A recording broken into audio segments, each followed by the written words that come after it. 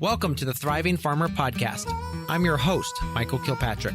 Our mission is to inspire, educate, and celebrate sustainable farming. We believe that you can build a profitable, sustainable farm that gives you true farm freedom. Join us as we talk to farmers, innovators, educators, and entrepreneurs to glean their top takeaways in business and life. This episode is sponsored by Rimmel Greenhouse Systems, makers of quality greenhouse structures. Whether you're just getting started or buying your 10th tunnel, Rimmel has a structure to fit your needs. I've purchased and grown in Rimmel houses and would recommend them to everyone. Hey, Thriving Farmers, Michael Kilpatrick here with yet another episode of the Thriving Farmer Podcast. And today my guests are Rebecca Graff and Tom Ruggieri, and they join me from Fair Share Farm, which is a diversified vegetable farm located in rural Clay County, Missouri, that supplies vegetables for a live culture fermentation facility on the farm, as well as fresh fruit and vegetables for market sales. They farm 20 acres using sustainable practices within the 260-acre Graff family farm. Crops include annual vegetables, strawberries, asparagus, herbs, a flock of 75 laying hens, and a small flock of sheep.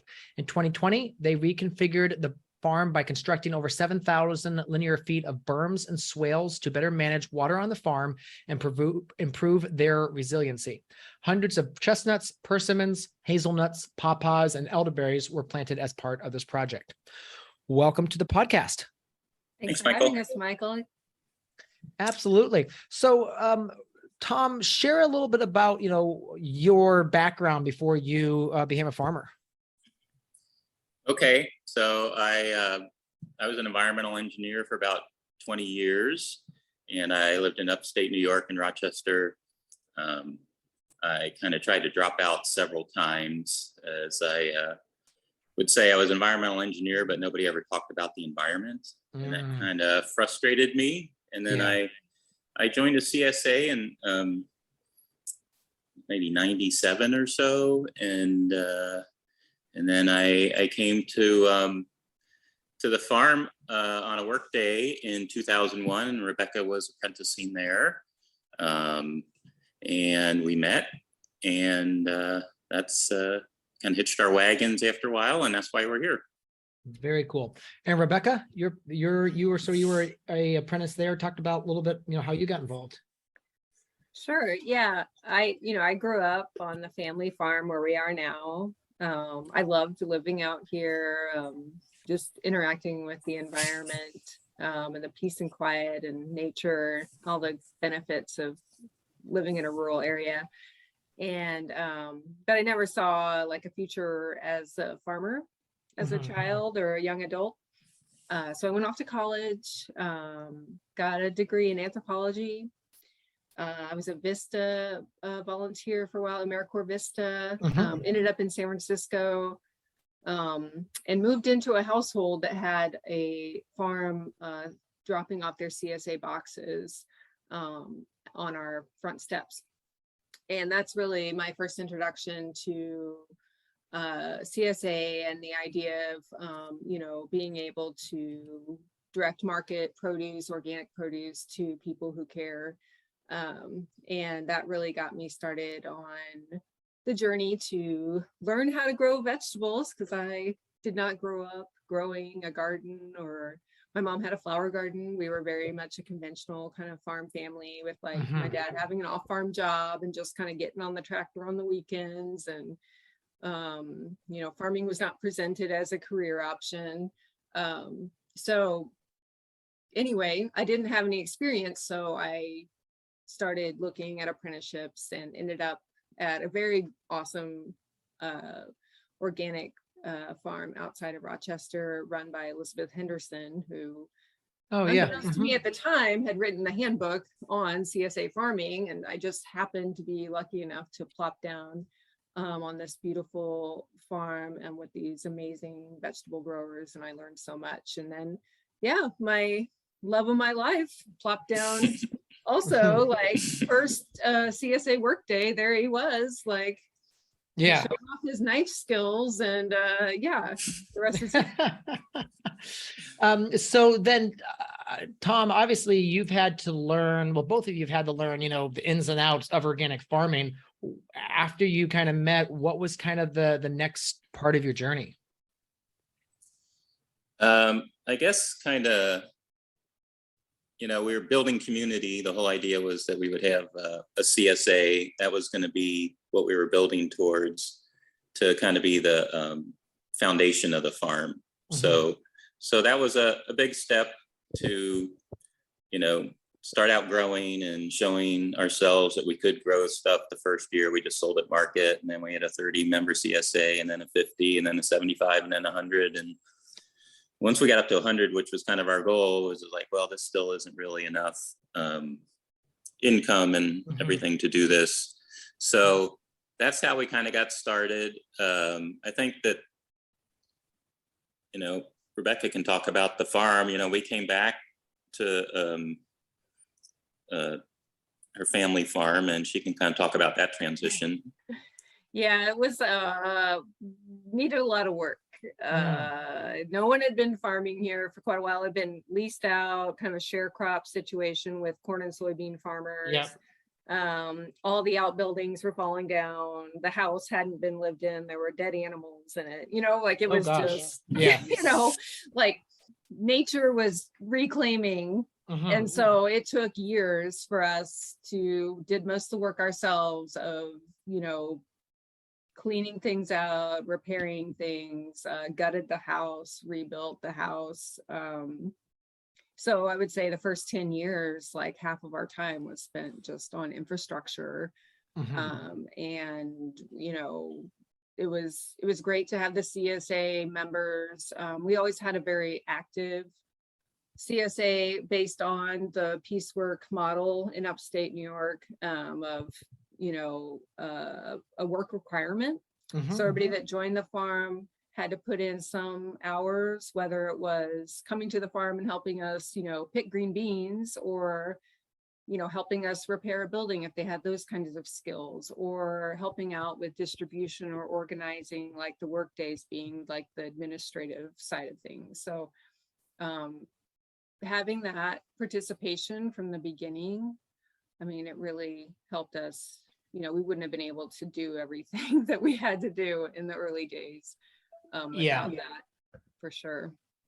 So now tell me, where is, so you're in Clay County. Where is that in Missouri? Yeah, we're only 45 minutes from downtown Kansas City. So that's our main market. We are on what some people would say peri-urban at this point. There's a lot of lots with houses on them that, maybe they have some free range chickens or whatever, but people are commuting into the urban area for work. And that's what my family did when I was growing up here too. But it is rural. We're right next to a state park, and, there's 280 acres here that we sit on, with not that many houses right around us, but, there's every year there's another house popping up. Yeah. So you started off with the farm and growing vegetables mainly at the beginning. Is that correct? Yeah. Our interest was really in, growing food that we wanted to eat and that our members were interested in. So, we're very committed to like organic practices as well. But a big reason why Tom agreed to come along on this journey was he really loves to cook. And it just seemed like, a perfect kind of marriage of like growing the food and eating the food and preserving the food. And from the beginning, we always made sure that we made time for that, because I know it can get very hectic, and it's easy to just like grab a pizza or something, but really wanted to homestead as much as possible, in addition to, making a living doing this. So when did the fermentation facility come on board? Well, so we wrote a plan at the beginning when we met as to what we were looking to do, a holistic management plan for the farm, and value added was one of the things on there, and we didn't really know what that would be. And it was like 13 maybe. So it was like 10 years in or so. We were talking about it some more when we spent so much time in those first 10 years building the life in the soil that we thought our value-added product should reflect that. You know, I'd done enough boiling water and canning stuff in the kitchen to know I really didn't want to spend all that energy on making a value-added product. It was just kind of a lot of energy and hot work. And so we decided that fermenting would be the way to go. And so we started to delve into that. You know, Rebecca said we, you know, did a lot of work on the rebuilding or repairing stuff for the first 10 years. So then the next 10 years, we've been doing more new infrastructure. You know, we built a equipment barn, or had one built, so we were able to move everything out of our main barn. And then that part of the barn we kind of completely redid, and that's our fermentation kitchen. And we had to get, you know, we had to get it certified with the county as far as the waste disposal. And then we had to write a HACCP plan, hazard assessment critical control point, to allow us to do fermented vegetables. Because, you know, they sit out, if you've ever gone through food safety, you know, nothing can sit out that you've prepared for more than 4 hours. And ferments sit out at room temperature for up to a month. So they were not aware of what all that meant. And so that took a lot of work to write the HACCP plan and get our certifications. But yeah, and it's been a great journey. This is our, I guess our first year we were really selling them was like 2014. So been doing it for 7 years and continues to grow. And yeah, there's a lot to talk about there. Yeah. So talk to us about your stoveless kitchen. Yeah. You know, it's one of those things that a realization that you have once you start doing something. You know, we bought a really nice table. We realized we're going to do a lot of chopping. And after a year or so, it's like, yeah, you know, we have a kitchen without a stove, you know, which was one of the things that we were thinking about at the beginning. Was we didn't want to have to boil water, and all this happens at room temperature. So we could take, you know, cabbage or whatever out of the cooler, process it in the kitchen, have it be in the kitchen at the same temperature that people are comfortable, and then put it back in the cooler. So, you know, it seemed like a good flow also. And it's we're looking at other things, you know, like we said, we're expanded into some fruits and you know, native fruits and things. And so we're just always looking now for things that we can do fermenting of, you know, what we grow. So what would you say the most popular ferments for you right now are? We have a lot of our ferments, they're traditional. So it's like we can't take credit for the recipes. There's one called jalapeno and escabeche. It's probably the one that is asked for the most. It's jalapeno, carrot, and onion with garlic and some oregano and bay. And it's well, what we like about it, for one, is the flavor, and the other is that everything in the jar but the salt is raised on the farm. So we try to make it kind of known that we're more like a winery or a dairy, and that we have a farm. We put a lot of time into the quality of our soil and soil building. We raise a crop. We preserve it by fermentation on the farm. And when you taste it, it reflects our farm. You know, so that's what we're trying to show, and we hope that more farms kind of start thinking about that. So then what's the flavor profile? Is that really super hot with the jalapeno, or is it more the jalapenos dialed back, so the more the carrot and onions more the feature? Yeah, we core the jalapenos. Okay. So there's just a lot of flavor in there. It's hot, but it's not going to stay with you all day. Very cool. All right. So then you get the ferment side. So has what people have wanted changed over the years since you're doing it from 2014, or has it just been pretty consistent? As far as like the type of products? Yes. Or the specific things that you produce. Yeah, we have, we started out with like just kimchi and sauerkraut, and maybe some radish pickles. Now we have like 9 or 10 different items. We made a hot sauce. We decided when the jalapeno grow really well, we kind of have more than we can handle to make escabeche. So we make a hot sauce out of that. And we actually use the juice from the ferments instead of vinegar. So the hot sauce is the same way. Everything in the bottle is raised on the farm. Sauerkraut has always been something we do. We have 3 types of kimchi. Curtido, which you may be familiar with, which is an El Salvadoran recipe. And, it's mainly cabbage, and then some daikon pickles. Oh, and beet relish. So we've just focused on what it is we're actually able to grow and make recipes based on those.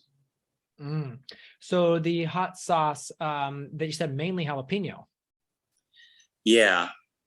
So yeah, we had a batch of escabeche that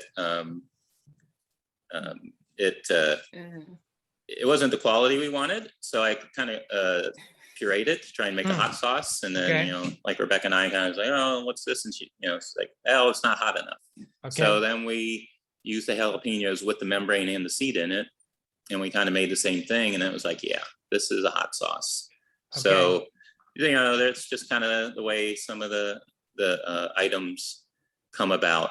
Like I say, we consider, a lot of what we do, the recipe is an art, kimchi. We didn't come up with the idea of Napa and ginger and garlic. We're more the craft of it, where you're trying to perfect it, and we're trying to have it be based on ingredients that we're able to raise here in Northeast or Northwest Missouri, and kind of show that what the soil can actually produce as far as flavor and nutrition. Yeah. Yeah, we've tried doing some hot sauces here, and I just wasn't crazy about the flavor. I felt like it was, I don't know, maybe more metallic. It just felt didn't have the depth I wanted. And we did a brine ferment. So I think they told us next time, well, I have a friend that does a lot of ferments. He said to do more of a mash. He said that was going to be a better quality flavor. That's what he said. But yeah, anyway. Yeah, peppers can have that metallic. We don't ferment sweet peppers. We definitely get that out of a sweet pepper, but jalapenos, they ferment well. And so that's the hottest one we do too. We don't grow habaneros or anything like that. Yeah. Yeah, we did a few ghost peppers this year just for the fun of it. And anyway, they're just interesting. All right. So share a little bit about the growing practices. We kind of dived into the processing there a bit, but talk about, before you process, you have to grow the crop. So kind of share what your, philosophy is around the production. Sure. I guess I can cover this part. I'm kind of in charge of production. We work together for sure. And there's a lot of back and forth on that. But Tom's now like in the kitchen a lot. So I'm heading the field crew many days. So, one thing is our soil type really plays into what we do out in the field. We're on rolling hills here in the Lusk Plateau. It's like kind of southern Iowa almost, if you're familiar with Iowa soils, but not as deep. We're almost to the Missouri River. So we are glaciated. So we have pretty good topsoil, but it's not as deep as it probably was, pre-European contact. I think there was a lot of erosion that happened on this farm. Our best soil is down in the bottom of the fields, the top of the fields, not so much. And we have a clay subsoil. So that's challenging for vegetable growing. We have a really good subsoil for making a pond. So actually we irrigate out of a large pond that we built. So but as far as, you've got topsoil, then it goes straight into clay. And it's probably is it a pretty high magnesium clay? If it's good for making ponds, then it probably is. I guess. I did not build the pond myself. So it's kind of beyond my knowledge there. But We had a pond built. Okay. And yeah, we're sitting on, limestone bedrock. Gotcha. So, we have very fertile soil, but we do have challenges in big rain events where we get ponding. And so it took us a long time to kind of figure out how to work with that. I mean, we definitely make raised beds and do things to improve organic matter, like tons of cover cropping and compost applications but it really wasn't until we came across Mark Shepard's books, Restoration Ag and Water for Any Farm, and we actually heard him speak, where we really started to feel like there might be a solution with the berms and swales and the subsoiling work and the master line practices. So that's actually what we've done the last, starting in 2020, and it has made a huge difference in the productivity of our system and our fields after big rain events. So anyway, but typically, we're growing in a pretty traditional organic farming way of like cover cropping before or after a crop, adding compost, making raised beds, mulching. We use a lot of hay mulch. We plant a lot of pollinator habitat. And we also, I think in 2013, somewhere around, Tom could refresh my memory, but we've incorporated laying hens into our rotation for quite a number of years. And that has helped a lot with fertility issues and just overall soil health to get the livestock rotation in there. So that's part of what we're doing is we have a flock of about 70 laying hens, and they move through the farm often after harvest, so behind whatever crop's coming out. And of course, we practice all the good food safety stuff around that, and the 120-day rule of, making sure we're not harvesting anything too soon after, chickens have been in an area. But we really made a dramatic improvement to our farm fertility. I mean, even though we were adding lots of compost and planting lots of cover crops, it really didn't feel like things really started thriving until the chickens were brought in. And now we have sheep. So now we're starting to add another layer of complexity where we're having the sheep go through and then the chickens following them. But yeah, there's so much to learn around like the farm as an ecosystem, and that's what we're trying to go towards is making sure we have all the players involved that would mimic the natural system of how no one's having to spread compost around all the plants that are growing out in the forest. There's a closed loop system, and if we can mimic that, that's our goal. So what percentage of your crops are ending up in a ferment compared to what percentage are going to a market? So that changed this year. 2021 was our last year with the veggie CSA. Oh, wow. Okay. Yeah. So it was a big change. It was a really hard decision to make, but we felt like the point we were in our lives and also with the farm and where we wanted to go with it, we just needed more time to look into these other projects, basically, of like incorporating the sheep and planting the perennials, and not having necessarily enough vegetables to supply a CSA every week anymore. So this year is the first year where we're just doing the ferments. So we're just growing enough crops to go to the kitchen.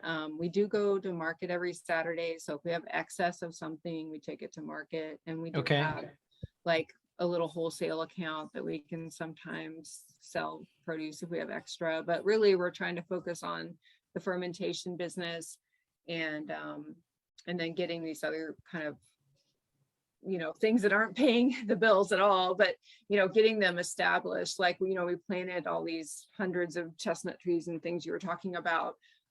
We did get help through EQIP, NRCS, EQIP agroforestry grant. So partially it was paid for through that, but it's still like right now we're trying to make sure they have water because it's the first year and it's been kind of dry here. So there's definitely some, labor involved in just getting them established. And then, we should have less work in them over the long term. But yeah, everything's going into the kitchen.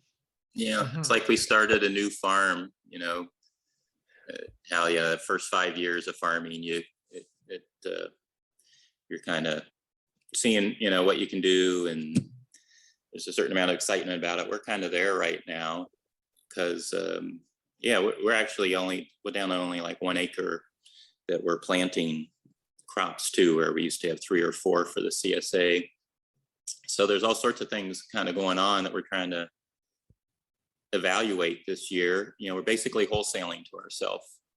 So the idea of, not handpicking, beans and bagging them and taking the time to do that, but instead we harvest cabbage, put them in a crate and put them in the cooler, and our farming work is done. We've sold our product already, to ourselves.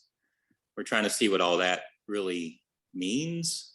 It sounds like it'll be a real benefit, and we think it is. There's less time just handling stuff. We're gonna find out. But it's nice only having an acre. There's always too much to do, and so we're always trying to make sure we can actually handle what we want to do. Gotcha. What is your talk about your team? How many people are on the farm? Yeah, we have a bunch of folks, but a lot of them are part-timers.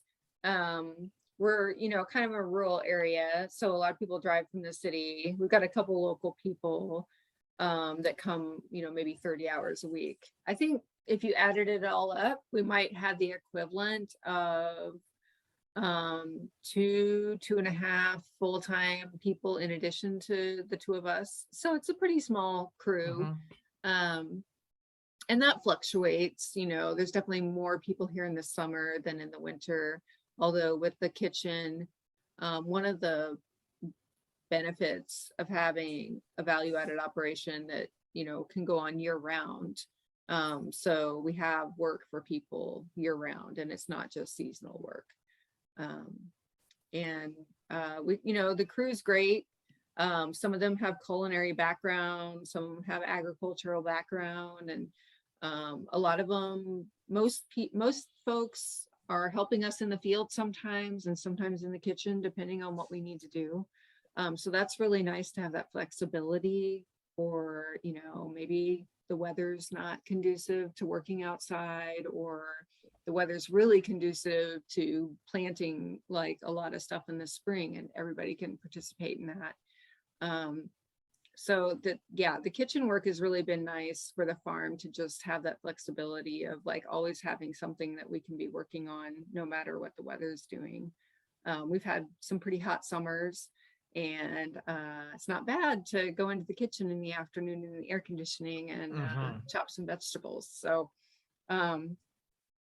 we couldn't do it without the crew for sure. Now, you said chopping vegetables. Is that all knife chopping? Do you have any machines in there that kind of help with that process?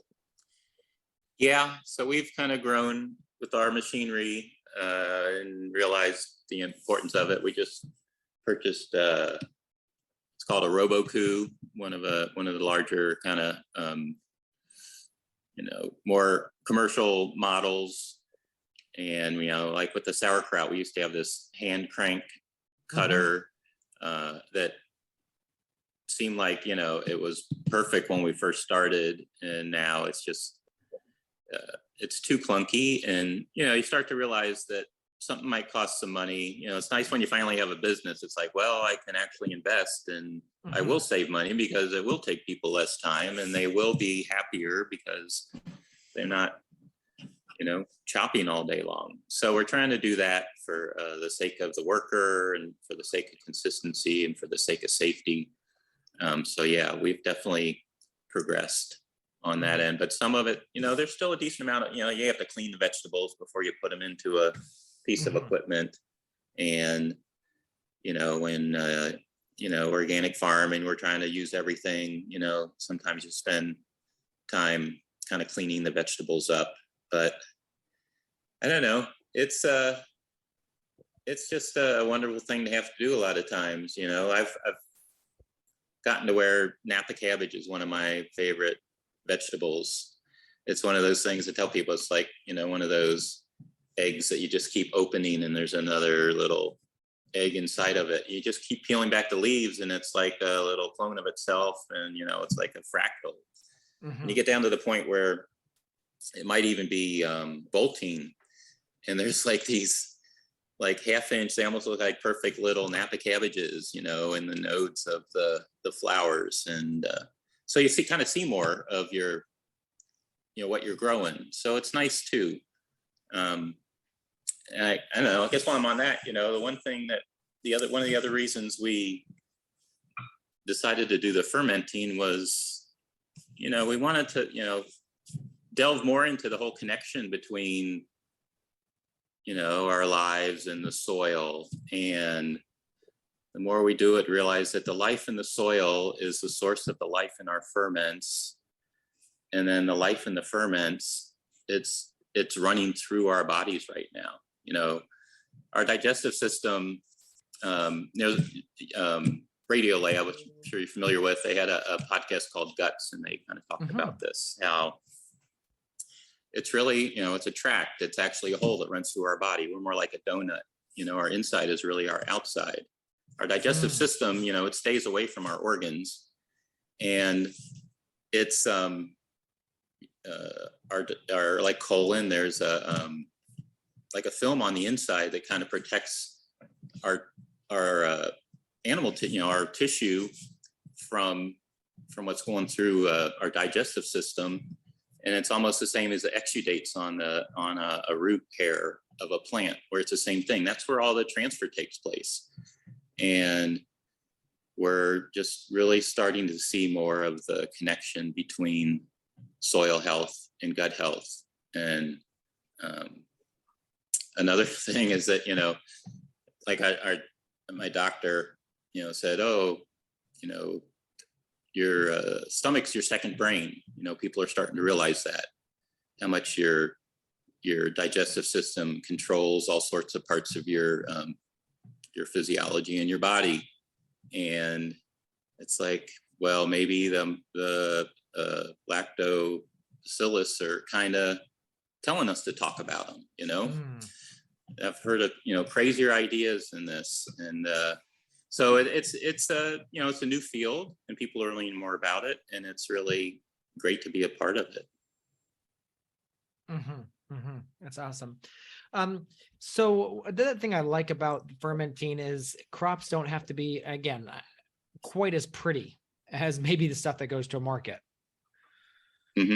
It allows you to just use those things that may be a little bit weirder, or, not, as you said, a little bit bolted or something like that. So that's always nice to have that. It allows you to be more efficient with the crop and use more. Because that's one of the things that, again, as a farm that's producing high quality veg going out, every week we fill a IBC tote cut off in half with, junk, whether it be stuff that's, So having that ferment allows you to use the crop more efficiently. It does. We had CSA members that were from Korea, and we would, be harvesting with our members and, cleaning the vegetables up in the field, and they would always want to take all the stuff that we were leaving behind, like, and take it home and make kimchi with it, and they would use all kinds of vegetables, to make kimchi, not just, Napa, but it really is a, food waste is a huge issue. And I think, it's there's human society for millennia knew how to use every part of the animal, every part of the vegetable, and we've just kind of lost that. And of course, we're not using, rotten stuff in our product. I don't want to give that, thought out there, but taking stuff from the field, getting it, packaged properly so it will hold in the cooler, and then taking it to the kitchen. And it definitely cuts down on food waste. And, I think as an organic farm that's, growing crops on kind of in a challenging climate, and our climate's going to get more challenging. They aren't always perfectly, sometimes there's a little bug hole, or, some little bit of, issue with sun damage, or, whatever it is. And, that's perfectly usable in anybody's home. But I think we've gotten to this stage in our society where any blemish is not acceptable. So, going to farmers market with crops, they just have to, this whole display and everything looks beautiful. And, I love seeing a beautiful farmers market display. But, as a society, we do need to figure out ways to be more efficient and sustainable in our food production. And yeah, absolutely. Like having a commercial kitchen on the farm allows you to use a lot of those seconds that would otherwise, just, the farmers eat those, but, sometimes you got more than the farmers can eat. Yeah, absolutely. So talk to us a little bit about the business side of the farm. So do you guys have the different tasks of the business side split up? Does one of you do something or the other? Or do you kind of both attack the, the books or the training and that side of things together? Well, I used to do most of the bill paying and the lights, and Rebecca's taking over a lot of that part of it. So finance wise, it's like when we had the CSA, we had a good thing going there for quite some time, where we have good income, we could pay ourselves, we could have money to invest into the future. But when we moved here to the ferments, we've invested a lot. So right now we're in that, like I said, like that 5-year period where we're trying to build a business, and we put a lot of money into the infrastructure. And, we see our sales growing, which is nice. And so we're looking to be on a trajectory to have the finances just continue to improve at this point. Mm-hmm. That's good. So let's talk about so at the beginning, you talked about investing a lot for the first couple of years. Do you feel like now you're at a point where you don't really need any more infrastructure? I think we're pretty close at this point, that we have enough to kind of show what we can do between the kitchen and the equipment barn and the work that we did with the perennials and everything. It's a matter of action now, and not quite as much investment. And part of our investment has had to be in explaining to people that, what we have, it's not a sterile, shelf-stable canned good. It's a craft live culture ferment that has all sorts of health benefits, that, we sequestered carbon in producing it. It has all sorts of environmental benefits. It's local, it's vegetarian, it's vegan, with all these things about it, so that we, because we have more supply than demand at the moment. And it's because it's not, it's uncommon in the marketplace, have a local farm be selling ferments. Yeah. Hey, thriving farmers, do you know that you are already standing on the key to bigger yields and better profits? To help maximize your yield and profit potential, look beyond the standard fertility options. Choose Ultra by AgriGrow. Ultra is an OMRI-listed soil prebiotic technology designed to develop the native microorganisms in your soil. AgriGrow's prebiotic technologies are engineered with the users in mind.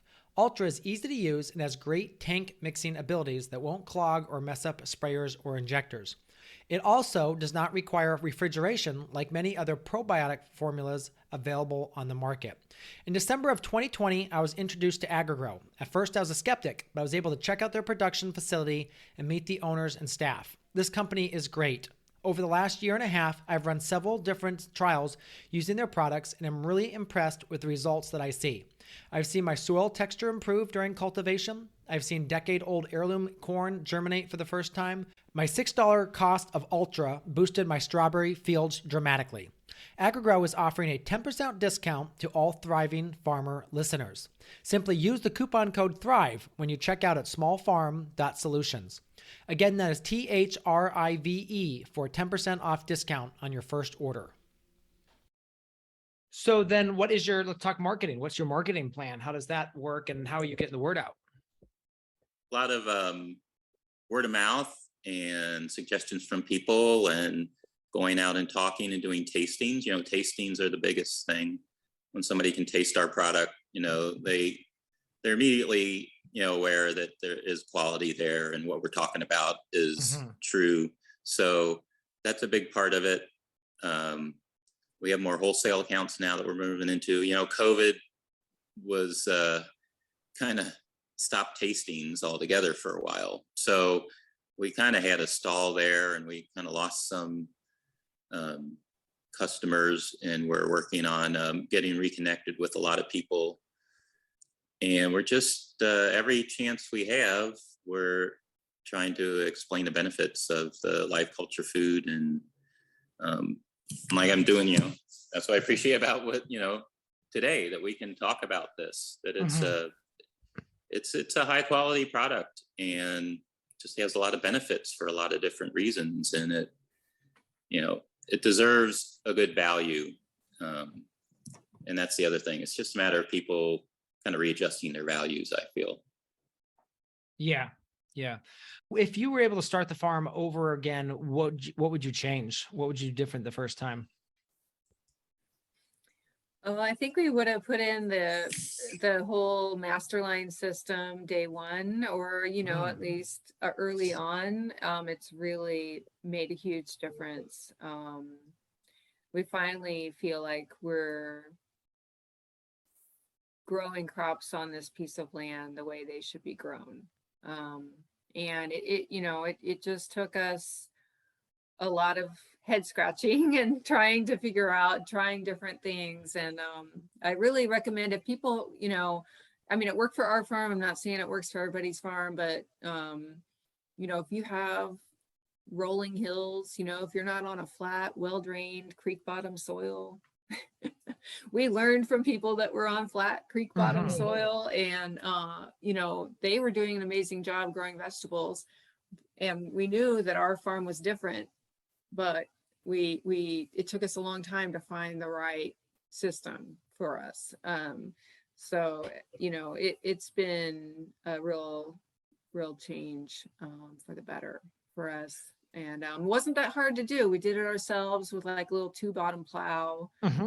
We did one that we didn't like, so we smoothed it out and redid it. It's not, you don't need to hire somebody to come in and So did you basically set your topo lines with a like a laser level and then do that, or is it more like, man, this looks about what this should be?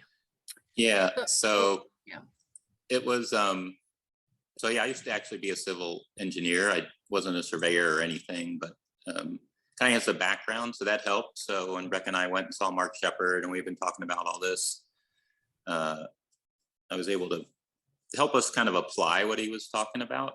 And the other nice thing was that we got a LiDAR map from USDA with 2-foot contours on it of our farm. And so if you have that, you can lay your whole system out ahead of time, like on the map.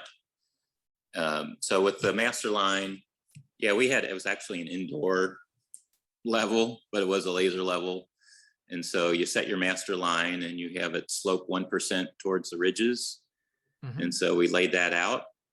And then we do alley cropping. So everything else is just 40 feet off of that. So we have 40-foot alleys. So really, it's only about one line that you really need the laser level for, or at least that we used it for. And the rest was just measuring off of that line. And then another thing that's really kind of interesting is that it's like the week that we started was the week of the lockdown. So we like had a lot to do. We were really occupied in our minds for that whole time. So that's when we started. And we did a lot of seeding. You got to get the berms and everything seeded properly, and all our beds were kind of laid out more in a grid, like Rebecca was saying, like we were on flat ground. And I had like a little toy drone that blew away in the wind, and then later we realized we really needed something else to kind of show what we were doing, because you overlay this on this your old, it's like it was hard to tell where things were anymore. And now like everything out that we had in the past is pretty much completely erased. So it's just been really cool to watch this system grow up for a couple years, and knowing that a lot more is even going to happen. Like Rebecca said, would recommend it to anybody who has slopey ground. So yeah, because we're on flat ground, so it's one of the reasons we picked the farm we did. But I have farmed plenty of hilly ground. And you think the 40 feet is kind of like is that a magic number, or just for your farm it seemed to work? Yeah, I think it works for our farm. We're a small vegetable farm. You see terraces out here, and they're spaced much farther apart for row crops. We would have we have 5.5 foot, 5 foot beds with 1 foot alley or paths on either side, and so that's like a block. You get about 5 beds, and we're trying to keep everything kind of human scale, and so that's it's really kind of a nice width for things. And you can put a movable chicken trailer in there, and you end up with like about 120 foot long bed, and that's kind of what we're going towards right now. Our vegetable growing areas are on like the straightaways, and everything that is for the most part on a 1% slope. So we're getting more consistency right now with our vegetable growing, and that's really kind of one of the big things. We never really had consistency like we wanted, and so that was kind of a goal of ours, and we think we're achieving that with this system too. What would you say you would go back and tell your new farmer selves, if like you could go back and give you some words of advice? Oh, we did pretty good. I don't know. Like if we had known everything that we had to do the first year, maybe it's better not to know how much work is ahead of you. Okay. But as far as, what to tell it, what do you think, Tom? I don't know. Like Rebecca said, if we would have known more about the possibility of master lining the farm, that would have been a good place to start. But we've just tried to inch forward all the time, and we feel like we haven't really gone backwards. So we feel good about that. And it's taken us 20 years to get here, and that's kind of what it takes if you're a small farm and you're doing a lot of it on your own. And we were lucky, we met up in the Northeast, and, holistic farm management was what Liz Henderson kind of taught us. And, we go to NOFA conferences. Those people, the farmers there, they've been doing what we're talking about now for 20, 30 years already at that point in time. And so we were lucky that I think we went into it knowing all that. And, we had, you farm on the land that you have. And so I don't know how much we were really would have done different. Well, I think we did think that plastic deer fence was a good idea. Right. That Right. stuff is ridiculous. Don't ever buy. Oh, sorry, maybe that's a sponsor. I don't know. No, it's not. Yeah, like. But if there are, we'll be interested in talking. No. I don't know, our deer are especially feisty or something, and they just throw their bodies at it and it just splits in two and they come right in. So what have you gotten to, more of a metal system, 8 foot tall, spikes on top? Right. We Tom, you maybe can, I don't know, we found this metal fencing that costs about the same. The shipping is more, but it wasn't that much more than like the plastic stuff. So we're like, why didn't we? Maybe it wasn't available 20 years ago, but right. The shipping does make it expensive, but we're trying to put that up. And then another thing we've done is we split our fields in two, and we have a wildlife corridor going through the middle of them. So interesting. There's like water sources in a state park on one side of our farm, and then there's a creek on the other side. And Rebecca, she's just type of things I don't really notice. It's like, well, they're coming from there, going to there. Let's make a path right through the middle to make it easier on them. And we got a wildlife cam in there and trail cam. And so, yeah, it helps take the pressure off, especially. We still need the fencing and, but it's given us, I feel, a little more time to finance putting the metal up everywhere. And no, the wildlife corridor, it's just, trail cams, all this modern stuff is just, really nice to have. We see the deer, the coyotes, the bobcats, all the different things that live around here, and kind of some of them, I think, consider our farm a little bit of an oasis. It's like you kind of get to know them. What would you say the biggest mistake you see beginning farmers make is? That's a toughie. I don't know. I mean, maybe we don't get out enough. Tom, you get to more meetings than I do, but I just pretty much stay at the farm. I don't know that many beginning farmers. We have our workers out here, and we have some farmers that we, have as kind of our network, but I think that's really hard to say because everybody's farm is so different and everybody's personality is different. Like, if you are willing to start a farm and do all of the work that entails, and you think you should do it a certain way, like, who am I to tell you to do it differently, really? But I see the biggest problem being like there aren't enough beginning farmers. Like, nobody has the capital, one, to buy farms, or two, to get all the equipment and get things set up so that they can actually produce. I mean, that's a generalization, of course, but that's been our experience of like the people we know in our community that, would like to have a farm or start a farm. Our, land prices are outrageous, and, I think that's that's more of the issue than, it takes a certain kind of person to start a farm and be successful, for sure. It takes somebody who's kind of insane at some level, like that they, will just sacrifice a lot of their, other parts of their life to start a business from scratch. And, it's a ton of work, and it's very rewarding work, but it does take a little bit of like passion, right? And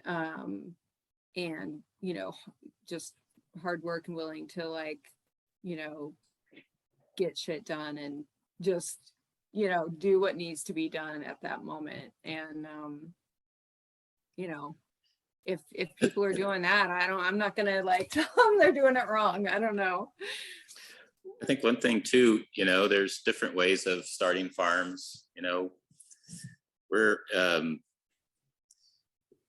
here because this was, Rebecca's family's farm, and the idea was to, that you could come back to the farm and do something. A lot of people don't even have that opportunity, but there are people that do. And it's like, one thing is too bad that more people don't do that. We are starting to see a little more of it these days, like at our farmers market, Brookside Farmers Market, we're the only like all organic market in Kansas City. There's some farmers. There's one that we've met this year that joined that he's farming on their family land. He was telling the story about he and his grandfather were sitting there one day on the porch watching their terraces erode away from a heavy rain because they weren't, covered. And, he's in his like 30s or something. He's like, he's allergic to Roundup to boot. So he's like, we got to do things a different way. And now they have chestnut trees that they planted on the terraces, and they're, they have perennial grasses on them, flock of 300 sheep, and just looking at, more regenerative ways to farm the family land. And so I think if you have family land, more people should take advantage of that. They got to, how else is like the farm landscape going to change, like out in the rural areas, at least? So often let's say you live in New York City or DC or on the West Coast, and you have family land, and let's say the parents die and now their land's there. I mean, do you go home and farming the land, or do you just take it as a cash lease, which is unfortunately a lot of times what they're doing because it's the easy way out. Right. Yeah. Right. And like Rebecca said, we're not trying to tell people what to do, but if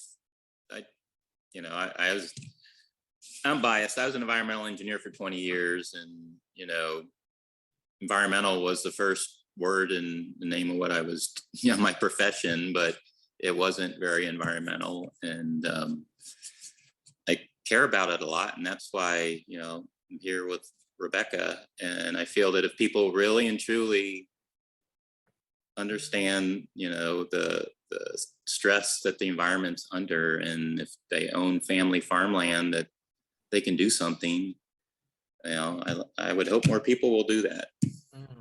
Yeah, absolutely. What brings you joy about your farm? You want to go first, or? Sure. I enjoy it all. I do. Like, especially just working outside, hearing the birds and whatever nature is out there, coming across, some interesting caterpillar or butterfly or whatever it is, digging up something in the soil and what is that? I love learning about the natural world, and it's a beautiful office, right? I mean, it's the best office, and of course it's hot and sweaty and dirty, and you get bit by things and stung and poison ivy and mosquito bites and all that stuff too. But if you can get past that and you can train your mind to like be calm and like it's okay. Really, the majority of what goes on during our days is really beautiful, and we're so fortunate to be able to do this for a living. So yeah. So lucky. I tell people sometimes, I get to wake up on an organic farm every morning, and like when I had an office job, that would have been like a dream to be able to do that, and now I can do it. And just the other thing is I enjoy cooking and eating, and I live in a surplus of garlic and onions and cabbage and all these things, and have access to an organic farmers market every week when we go in. And I don't know how, the food we eat, nutrition we get could be any better. And I don't know. I do find a lot of joy in cooking, and to have ingredients that you grew yourself. I mean, that's just adds to it. Yeah, absolutely. What's your favorite tool on the farm? Well, I mean, you know, we use a lot of different tools. I guess, I mean, but you know, at some level, like I just really like using my hands. I mean, not that I don't use hose, and you know, we have stirrup hose, we use those a lot, or you know, your standard like hot weeder, like little hand weeders when we're weeding. Drive our workhorse everywhere. I think the workhorse might be my favorite tool. It's our little electric golf cart. Mm-hmm. We used to have like a big beater of a like F-150 pickup truck that was always running out of gas because it wasn't roadworthy. Like drive it in, fill the tank. So we were always like getting little 5-gallon things and keeping it running. And it was just a beast and stinky. And then it finally died, and we got this little golf cart, and it's so perfect. Like, why didn't we? That's what I would tell beginning farmers: get a golf cart, get a little electric golf cart. You can just plug it in. It's quiet. Well, technically, it's a electric utility vehicle. Oh, okay, all right. Okay, all right. It's got a dump. It's got a dump, little dump. Yeah, true. Trailer on the attached to it, or you know, the back is like that, so it's really handy. It's a dump bed. Yeah, Dump bed. Mm-hmm. Yeah. So it's actually the Workhorse brand. It's what a Easy Go, you know, it's like the golf cart brand, but we were like, oh, you know, you always name your vehicles what it, you know, printed right on the back. It's like Workhorse. It's like, okay, we'll call it the Workhorse. Gotcha. Yeah. We used to have, we don't yet at our new farm, but we at our old farm, we had 3 golf carts at one point. They're just so good. Those are just so good. We're happy too that, you know, it's an electric vehicle. We converted an Alice Chalmers G in like 2008. So it's electric. We have a solar powered irrigation system we've had since around that same time. We were able to get a REAP grant through USDA to help pay for solar panels, 20 kW system. We ended up getting installed in early 2020. And so we feel really good. You know, we look really hard at all our carbon, you know, balance. We've raised the organic matter on our farm from about 2.5 to about 4.5 over time, you know, at the same time that we're taking vegetables off the land. And so we've sequestered carbon there, and then we've neutralized our carbon a lot through all these electric vehicles and generating electricity on the farm with solar. So those are all nice tools.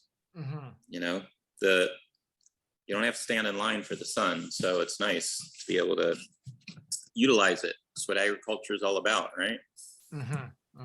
Absolutely. Well, I appreciate you both coming on and sharing this, and you'll be joining us for the summit. Yes, that's correct. Yes, Tom, you'll be joining us for the summit here coming up in December. Super excited for you to share about the fermentation side and how you make that all work. So yeah, I'm excited to have you come back and share then. But until then, thanks so much for coming on. Yeah, thanks for having us. Yeah, it's been fun. Thanks, Michael. Yeah, thank you, Rebecca and Tom. This episode is sponsored by Rimmel Greenhouse Systems, makers of quality greenhouse structures. Whether you're just getting started or buying your 10th tunnel, Rimmel has a structure to fit your needs. I've purchased and grown in Rimmel houses and would recommend them to everyone. So there you have it, another episode in the books. So I'd love if you would hop on over to iTunes and leave us a rating and a review. Those mean everything to us. We love to hear what you're thinking. If you have a podcast guest that you can recommend, please pop on over to the Thriving Farmer Podcast website and leave us a review. That's thrivingfarmerpodcast.com.